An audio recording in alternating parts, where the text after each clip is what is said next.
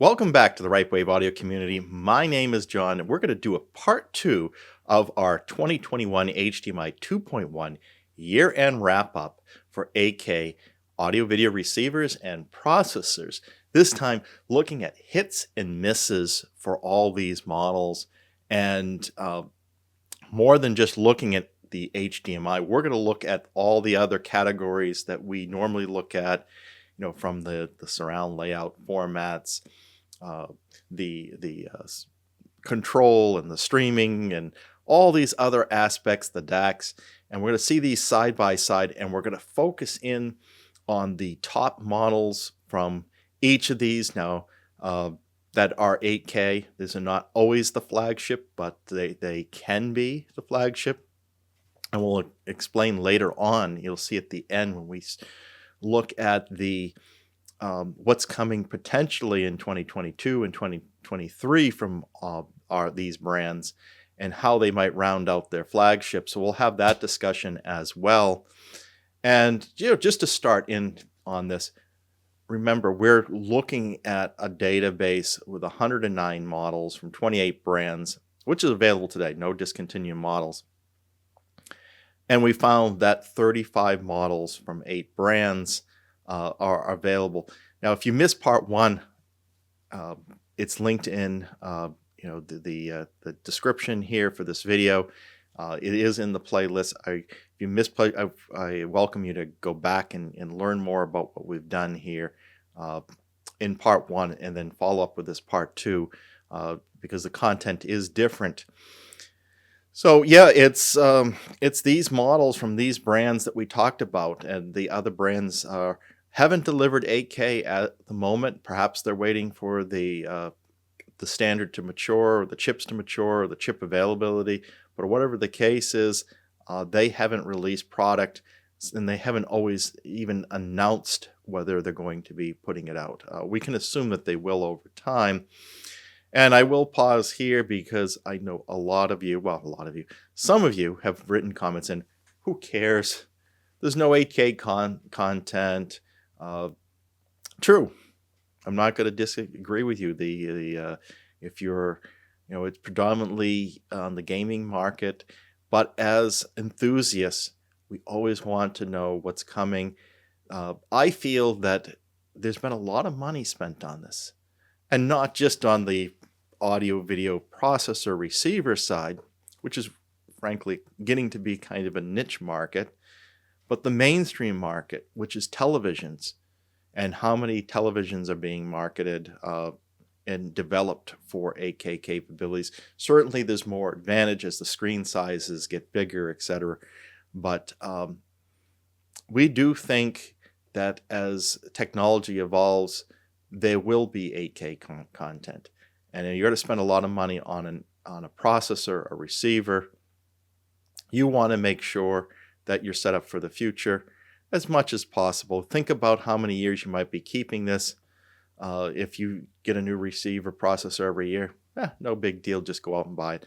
But you're still going to be curious what's coming down the road. We did an analysis on the number of views that our videos have been getting, and I thought you might find this interesting as well.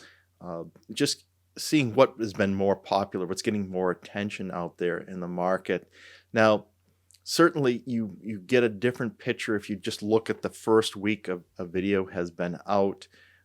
In this case, Integra's got the clear winner in the first week of having a video published. We've got 28% of the views have been on that, followed by Yamaha, Marantz, and Onkyo, and followed by the others. But if you look at lifetime views, and it's a little unfair because some of them are several months old, over 100 days old, and naturally those have more views, right? It's been out there longer. But it does taper off. You get a lot of your views in the first few weeks, and then it tapers off. Occasionally you see a spike or renewed interest in the video a month later, but that's more rare. But Onkyo, Yamaha, and Pioneer, and Denon are leading that lifetime count. It's natural if something's only been out a couple of weeks, it's not going to do well against those that have been out there for several months. So what I did is an average on this, a daily average, just divided, and Integra is on the top again, and 27.5% of the daily average views are with Integra, followed by Onkyo, Yamaha, and Pioneer. And I feel like those four brands are getting the most attention right now. And I don't just see it on the number of views, I see it on the number of comments that come in. People saying that they're buying these brands. And we see varying. Somebody says buy Integra over Onkyo or buy Pioneer over the others, and it comes down to what's important to each buyer, and that's why we're presenting it in this way. Is let you make your own decisions. I am going to, at the end of the video, do a summary that kind of consolidates everything down to one side, and hopefully that's going to slide, and that's going to help you guys make your decisions. And I'll give you some of my own opinions with that as well. But I don't want to sway you too far, because I think there's a lot of good that can be found in each of these models. With that said, we did talk about in the last video that 2020 there was a lot of premature releases of AK products from Denon, Marantz, and Yamaha. And these companies, the least they keep at it, they come out with new boards, they come out with new firmware, and in some cases, like from Denon Marantz, there was a external adapter that you could get to make things better. Yamaha on these models did seem to fall short because they're only doing 24 gigabits per second on these early models, even with the board swaps that they have coming. So that's a little disappointing. The Denon Marantz at least are at 40 gigabits per second, but there's still only one channel. So it was pointed out in the community that Denon Marantz actually have an answer to their single input on the units themselves that are 8K with this $200 adapter box. Now this is the exact same product, whether it's Denon and Marantz, but they have different model numbers. Marantz is called the VS3003 and Denon's the AVS3. Same price either way. And it's essentially a small switcher box, 3 inputs, 1 output. It integrates well into the supported models that have this. There is an optional wall mount bracket. So if you have limited space, maybe this could fit on a wall better, or a door of a rack better than in a shelf or other location laying flat. But this is what it does. Comes with its own little remote, but it does integrate. You can either use HDMI control or CEC. On the menu pages, you will be able to configure which input on the AVR is gonna be the 8K from the switcher. I'll either show up as input 6 or 7, depending on the model that you have from these that some have 7 inputs and some have 6. So that is that adapter box. It adds 3 inputs. This is at 40 gigabits per second still, and it's either compressed or uncompressed signals. So that's good to hear. Just on that notation, that AB that Denon Marantz are showing there, I found this little table from the HDMI org site, and essentially A means it's uncompressed mode, B means it's compressed. If you see AB next to this, it's going to give you compressed and uncompressed capabilities. So this is the notation for the 4 and 8K models, and all using that A and B the same way. Just a little note here that 10K, which we don't see yet at all in any fashion, is really giving you the same number of pixels on the height, but it's on the width. It's giving you a wider video aspect ratio there. So that's what 10K is going to deliver, just for the curious there. Let's get into this, and I'm probably going to go a little fast because I think the real meat of this presentation is on that later slide where we kind of distill down. the highlights where these things are really different on that last slide. But you can see here, I'm looking at the top models from each brand, side by side. So you realize that as you move down in their portfolio, you're going to lose some features and all that. But this is the best each brand can do with an 8K enabled processor or receiver. And you can see that the Lyngdorf is giving you the most flexibility on speaker layouts and counts. It's the only 16-channel model. It's the only one that can go beyond 2 independent subwoofer outputs, up to 5. Now, you can come up with any combination you want with this processor as long as you don't go above 16. Likewise, for the McIntosh MX123 and the Marantz AV8805A, which are based on the same technology, it's 1 channel less, and you don't have the 5 subwoofer output option. This only goes up to 2 independent subwoofers, but it's still very capable. And you can see in the first 4 models here on the format support, it's Dolby Atmos, it's DTSX, it's DTSX Pro, and Aural 3D. And when you start for the Integra, Pioneer, and Onkyo and Yamaha, you don't have these other formats. Now, Yamaha does say that they're going to introduce Aural 3D, but it's with a firmware update, which we've yet to see. So a little bit about Yamaha's firmware and availability. I did have somebody write in that said, there's a firmware available to the entry-level models that came out in 2020. That's true, but they only talk about adding in 4K 120. They don't talk about any of the 8K stuff. And this particular model, the 2021 releases on Yamaha, they only mention something that has nothing to do with HDMI and formats. So I think it was a power management. That's what it was. Yeah, we'll get into some more of the details here when we get to that final slide. But yes, you can kind of see that this kind of trickles down by price in a logical order, as arranged here, highest to lowest, from left to right. You see that the first 3 models are processor only, and the rest of them are receivers with amplification. And they all give decent levels of amplification, but less channels as you go down. On the formats and certifications, some don't have IMAX enhanced support on them. We do see calibration differences and THX only in Onkyo, and now Integra as a recent there as well. And I'm trying to go quickly so we can hit that last slide. And we have the I/O capabilities, and you see the variations here that each deliver.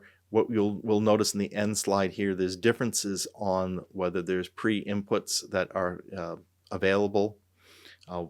What there's differences on whether there's balance, and Yamaha is the only one that's delivering on that. I would say that all have a decent amount of HDMI inputs and outputs, except for Lyngdorf, which is a little light on that. And Lyngdorf is the only one that's not doing a legacy support there. Bringing back the HDMI slide that we had produced, this is derived from what was from part 1. Just to note here some clarifications that there is actually consistency in Integra, Pioneer, and Onkyo. We were a little unsure of that in the last video, but again, another person from the community wrote in and said, John, look at the manual. I usually do that. I missed it in this case. And they did have support for those other 2.1 feature items that aren't on the website. So sometimes you have to look at multiple sources to really get the full picture here. So those are all filled in green. It's a nice full complement on the Integra, Pioneer, on Onkyo there. Yamaha, we still have to leave blue because they're still waiting for details on the 8K firmware updates. I do think that Denon and Marantz are a lot clearer about how they're fixing their problems than Yamaha is. I do find like I have to work harder to find the information on their sites. Yeah, so those are the updates on this. And when it comes to the DACs, this is just really, I think, always a point of curiosity. We don't have details on a lot of models of what DAC they're using. If you have that information, please bring that forward. That'd be helpful to us. A very curious thing here is that the lower cost models are publishing a higher signal to noise ratio. Integra, Pioneer, and Onkyo are all publishing 106 dB signal to noise ratio. Now, I just finished watching a recent video from Audioholics, and Gene, who does excellent work with, I invite you to look at this video on it wasn't the RX A8A, but it was the A6A that he reviewed, and it did all his test measurements. And he came up with, like 106 dB, around that range. But he does the whole different types of measurements on there to give you the full picture. So it's likely that that's really up to par as well. But to see McIntosh put out a spec of 96 dB and Lyngdorf not to even publish, and here you got units that are more than double or triple the cost of the others, you think they would at least do that. And looking at the other site I really go to for measurements is Audio Science Review, ASR. I don't see Lyngdorf and McIntosh on that site unless I missed it. But keep checking those. They're always reviewing more models over time there. So this is interesting. I wouldn't stake a lot of what really comes down to the measured values here and how it sounds to you, the sound quality. The other thing I'll point out on the DSD, they're all of them that claim DSD support, and Lyngdorf is the only one that doesn't. It's Yamaha that's the only one that's doing DSD 265, and they seem to do higher level processing in general there. The other ones are DSD 64. On the networking side, of course, they're all Ethernet connected. Lyngdorf doesn't do any wireless. And on the flagships from Denon Marantz, as well as the MX123 from McIntosh, there's no Bluetooth out to speaker or headphone capability, so some limitation there. Looking at control, voice command support isn't available on Lyngdorf. I think in general you're not finding as much there. It's Denon, Marantz, McIntosh that are all doing the most here as far as control.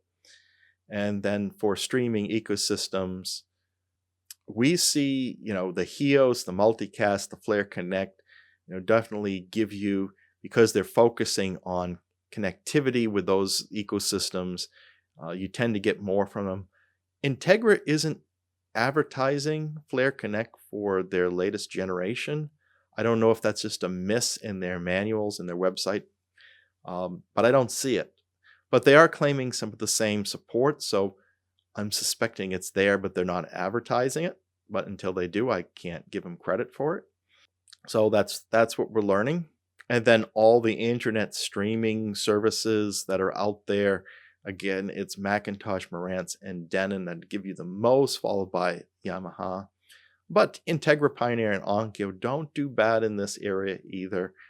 It's, again, Lyngdorf is really saying, hey, it's really not our focus. I think their focus is on sound quality there. Looking at the remotes, a whole variety of them, I do think the Lyngdorf has the most professional look on that, and it should. Um, Followed maybe by the Yamaha remotes. But hey, it's all a personal thing where you like your buttons, how you like, if you like want a backlit display or whatever. It's usually not a make break decision, but we presented them here. And then the weights and dimensions. The Denon comes in as the heaviest, 52 pounds, 23.6 kilograms, followed by Yamaha. Those are the heavy weights in the receiver side of things. In the processor side, McIntosh is the heaviest and not much lighter as the Marantz. Um, it's interesting when you get above $10,000 or even over $5,000 with processors. I tend to see them being lighter for whatever reason, and that kind of questions my logic of maybe heavier isn't always better, or is it? So that would be an interesting feedback from you. Is do you think heavier usually translates into better sound quality?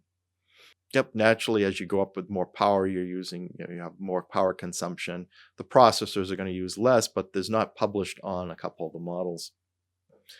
So here's the table I really want to call your attention, because this is everything, kind of the things that make these different and stripping away the things that are the same, all on one table.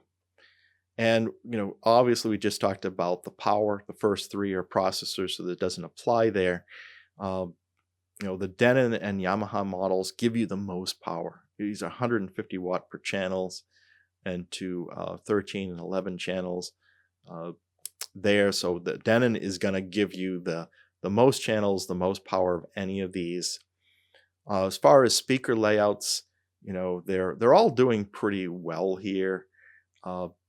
I probably should have color coded the.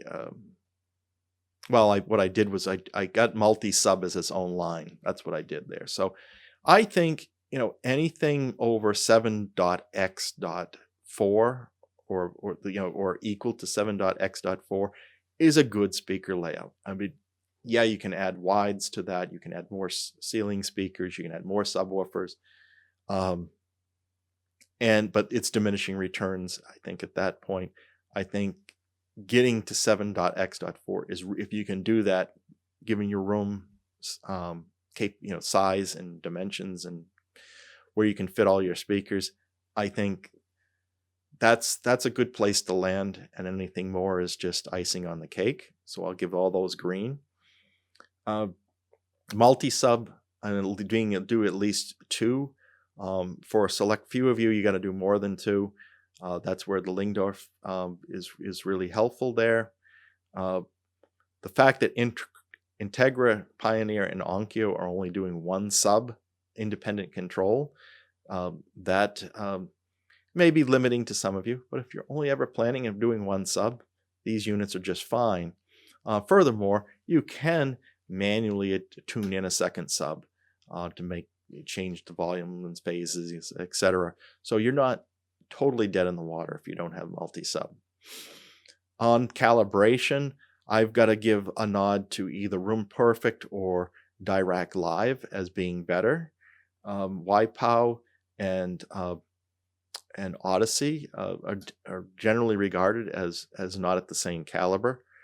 I do await on Gene's review of the RX A6A. He is going to do a video, he said, on YPOW. That's going to be very interesting. That's coming up soon. So maybe I'm proven wrong with that, or it's confirmed. We'll see. As far as formats, what separates is whether they have DTS:X Pro or Aural 3D. And we see the first 4 models here, Lyngdorf, McIntosh, Marantz, Denon, are supporting both, which is great. Yamaha says they're going to come out with Aural 3D, but it's not enabled yet. Firmware update pending. IMAX is available on everything but Yamaha, and your THX is only going to be on Integra and Onkyo. For HDMI, I give the strongest marks on Integra, Pioneer, and Onkyo. Every channel is available. They're doing it at 40 gigabits per second. You're getting a good number of I/O there, 6 in, 2 outs, all 8K, no adapters, no switchers, really nice and clean. I ding Denon Marantz needing that external switcher. I'm assuming that that external switcher could work with the McIntosh MX123 because it's derived on Marantz, but I don't have anything indicate to say that it is available for that unit. So that if you know if that's coming to McIntosh, I'd like to know that. And Lyngdorf isn't bad, but just give me more channels on the inputs. For digital inputs, this is the coax and the optical. I think this is where Integra, Pioneer, and Onkyo fall a little short, but one could argue the future is HDMI. So not bad. On the analog, on pre-inputs and outputs, Lyngdorf isn't giving you any. And other than the McIntosh, Marantz, and Denon, there's no pre-inputs, multi-channel inputs. So if that's important to you to have multi-channel inputs, you're not going to get it with Yamaha, Integra, Pioneer, and Onkyo. But again, if the future is HDMI, it's not going to matter. If you want XLR balance, and there is an advantage to using that, you need to go to Lyngdorf, McIntosh, Marantz, and Denon, and Marantz. All the receivers don't have XLR outputs except for the Yamaha model, which gives you 2 balanced outputs for the front channels, which is nice because that's usually where it's the most important. So you're at least be able to get balance on the front 2. On legacy support, Lyngdorf is not bothering with any legacy, no RCA connections, no analog, no phono, but you're getting a phonograph moving magnet on everyone else, and you're getting video and legacy with video component composite on the others. You don't get quite as much legacy on the Integra, Pioneer, and Onkyo models. I think that's okay. On the DSD support, Yamaha's the strongest here with the DSD 256. Lyngdorf's not mentioning it at all. On wireless, nothing from Lyngdorf. All of them are pretty good here, but just realize on the McIntosh, Marantz, and Denon models, there's no Bluetooth out, but you get Bluetooth in and out on Yamaha, Integra, Pioneer, and Onkyo.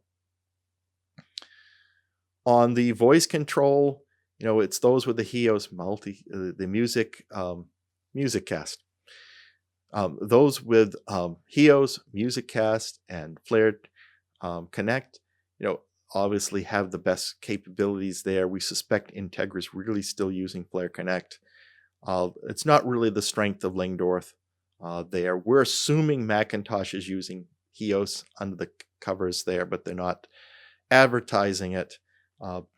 Obviously, it's not a McIntosh brand in itself. So as far as the physical, I think that Lyngdorf and McIntosh physically are going to give you the highest quality, but I think there's some strong players even in the others, even though I colored them blue with the standard physical there.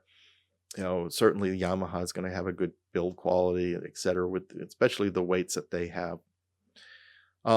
I didn't give a color code to the signal to noise ratio unless we have an independent test from like ASR or Audioholics or somebody else. Apples to apples, they're running the same test. We're not really going to know the differences between the outputs here. And there's different factors where you're going direct or you're running it through the DSP of the unit. It does impact this. What is your source material, etc. Here comes, the end. You probably want to say, well, what's my pick? And I really don't think it's fair for me to pick a winner here because each of you are going to have different criteria. You're going to weigh each one of these categories more. You may not care about Aural 3D, or you say, hey, I got to have that Aural 3D up mixer. And then that really limits you to I'm going to let you pick the winner here. And I hate to do that, but you know what? There isn't a perfect model out here. Everyone has a compromise. It's just how much of a compromise you think it is. This is what makes this really hard, because there isn't anything out there that checks all the boxes, even if you're willing to spend $15,000 or more for a processor. I find that a little disappointing in a way, right? That they're all dropping some part of what I think is important out there. I can see why Integra, Pioneer, and Onkyo are popular. They're under $2,000 for the most part. They're giving you great value. They're hitting a lot of the check boxes. And, if you don't, as long as you don't care about DTSX and Aural 3D, or multi-sub, or having multi-channel in, you're good. Those are good models. Good work. They haven't had the HDMI problems, etc. You can take that home and feel like you've done a good job. When you start paying more and certain features aren't there, or the HDMI quality is not as advertised, then you got to think harder about your purchase. That's why I think things could change. That some of these models are just temporary stopgaps until they can get something refined out. We'll cover that in a little bit here, but this is the summary, and something that I'd like to see more fill in with more green here, but that's not where we're at. Just to kind of close off here, we talked about coming soon, that the other brands out there that we have and that we're still waiting for, and haven't seen any other updated information from these since part 1. So we'll just move on. I go into detail of this on part 1, but I've done a new slide here to close this off, which is, what are the flagships? Because there are some brands with flagships that haven't gone 8K yet. And this is what we see with McIntosh, Yamaha, Integra, Pioneer, and Onkyo. They haven't released their flagship models yet with 8K capability. Only Lyngdorf, Marantz, and Denon have their flagships with 8K capability. So, this could mean that in 2022 and 2023, we're going to see new models out there. Right? What I hear a lot is, when is Yamaha going to have a replacement for the CXA 5200 processor? This was popular. It's discontinued now, as with the flagships from Integra, Pioneer, and Onkyo, the DRC R1.3 and its receiver sister unit, which is the DRX, I believe, R13, and the Pioneer SC LX 904, and there's also the 704 that's now discontinued, and the Onkyo TXRZ 3100, and I think there might be even another model that is positioned higher than the TXRZ 50, which is the highest top model that's 8K capable. So what are they going to do here? Well, we don't have official announcements from any of these companies that I know of. We do see rumors and my own speculations out there. So I think the clearest that I've heard was from Pioneer and Onkyo, where I read reports that there will be an VSX LX 705 that's coming early 2022. This will be 11.2 channel model selling for around $3,000. Looking forward to that. And then likewise, its counterpart with Onkyo would be the TXRZ70 to sit above the RZ50. This would be $1,000 less than the Pioneer one at $2,000, also 11.2, early 2022. Again, these are just rumors, speculations, not from the manufacturers, but it sounds like it could be true. And as far as the CX A5300, which we believe will be the next model up from Yamaha on the processor separate, that appears like it will be even a little later, like late 2021. Oh, it should be late 2022, I mean, or into 23. We don't know what Integra is going to go to next. Will it be another processor separate as the flagship? We don't know. Denon and Marantz, they are the flagship, but we got to assume that they're going to go through their line next year and add in natively. Why have this external switcher box? Put that natively into the units as they did with their Denon entry-level models for at least the first 3 inputs, maybe more, hopefully more. We'll see. No word on what's going to happen at the MX170 level. That's from 2019. That's due for a refresh, either as the same model or a newer model number. We'll see. And then I don't see Lyngdorf doing anything at the flagship level because they have the MP60 2.1. It is 8K, it is across the board, but perhaps they'll refresh the MP40 with 2.1. So that's the lower tier product. So that's what we speculate. That's what we hear on the rumor mill, and this is what we hope for. And that concludes it. Ed, what do you think? How does 8K looking for you on receivers, processors? Is there models within what's currently available that are good enough? And they very well could be good enough. You really got to think hard about what you really need. Are you going to be using the 8K content? No. Or are you willing to wait for something more? I know at Right Wave Audio, we are waiting for something a little bit more. But if we got one of these units in our house, I think we could be happy with some of these. And what is your feedback? What are you looking for? That feedback would be useful to the Right Wave Audio community. And if you enjoyed this video, please like and subscribe to this Right Wave Audio community, and be sure to hit the bell icon so you'll be notified when the next video is posted. Until then, keep evolving your audio experience.